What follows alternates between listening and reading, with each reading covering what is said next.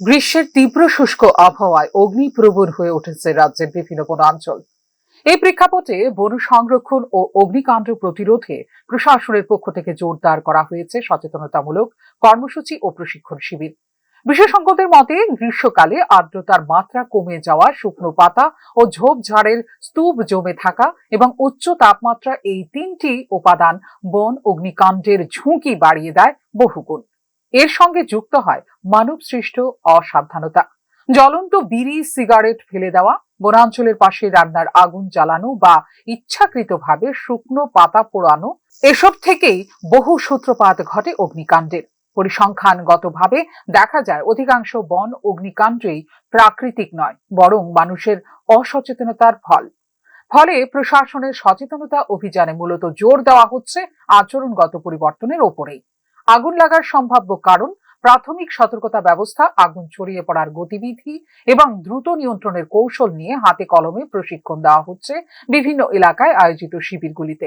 স্থানীয় বাসিন্দা, বনপ্রান্তিক গ্রামবাসী এবং স্বেচ্ছাসেবীদের অন্তর্ভুক্ত করা হচ্ছে এই কর্মসূচিতে। বিশেষজ্ঞরা মনে করছেন প্রাথমিক পর্যায়ে আগুন শনাক্তকরণ এবং তাৎক্ষণিক পদক্ষেপেই বড় ধরনের বিপর্যয় ঠেকাতে সবচেয়ে বেশি কার্যকর। কারণ বনে অগ্নিকাণ্ডের ক্ষেত্রে গোল্ডেন আওয়ার অত্যন্ত গুরুত্বপূর্ণ। এক্ষেত্রে শুরুর 1 ঘন্টায় সঠিক ব্যবস্থা না নিলে আগুন দ্রুত ছড়িয়ে পড়ে বিস্তৃত এলাকায়। আজকে ফায়ার ডিপার্টমেন্ট থেকেও ছিল, সাথে আমাদের ব্লক থেকেও ব্লক চেয়ারম্যান সাহেব এবং বিএসসি চেয়ারম্যান সাহেবও ছিল।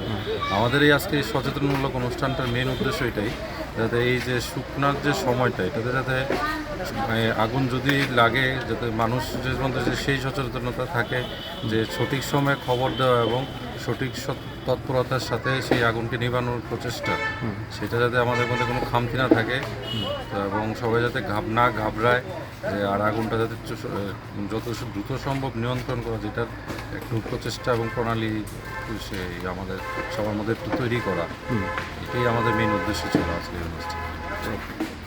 একটি বন অগ্নিকাণ্ড শুধু গাছপালা ধ্বংস করে না, সম্পূর্ণ বাস্তুতন্ত্রকে বিপর্যস্ত করে দেয়। বন আগুন, পাখি, ছোট স্তন্যপায়ী প্রাণী, কীট পতঙ্গ সবাই ক্ষতিগ্রস্ত হয়। এতে মাটির উর্বরতা কমে যায়, কার্বন নিঃসরণ বেড়ে যায় এবং আরো তীব্র হয় দীর্ঘমেয়াদে জলবায়ু পরিবর্তনের প্রভাব। পাশাপাশি হুমকির মুখে পড়ে বন নির্ভর জনগোষ্ঠীর জীবিকাও। সচেতনতা শিবির আয়োজন একটি ইতিবাচক পদক্ষেপ হলেও বাস্তব চ্যালেঞ্জ রয়েছে নজরদারি ও অবকাঠামোগত ঘাটতিতে। অনেক বনাঞ্চলে পর্যাপ্ত ফায়ার লাইন, নজরদারি টাওয়ার বা দ্রুত সাড়া দেওয়ার সরঞ্জাম নেই। ফলে কেবল সচেতনতা নয়, পাশাপাশি জরুরি প্রযুক্তিগত সক্ষমতা বৃদ্ধিও। প্রশাসনের উদ্যোগ তখনই সফল হবে যখন এতে সক্রিয়ভাবে অংশ নেবে সাধারণ মানুষ এবং দৈনন্দিন আচরণে অবলম্বন করবে সতর্কতা। Few Report, News Now.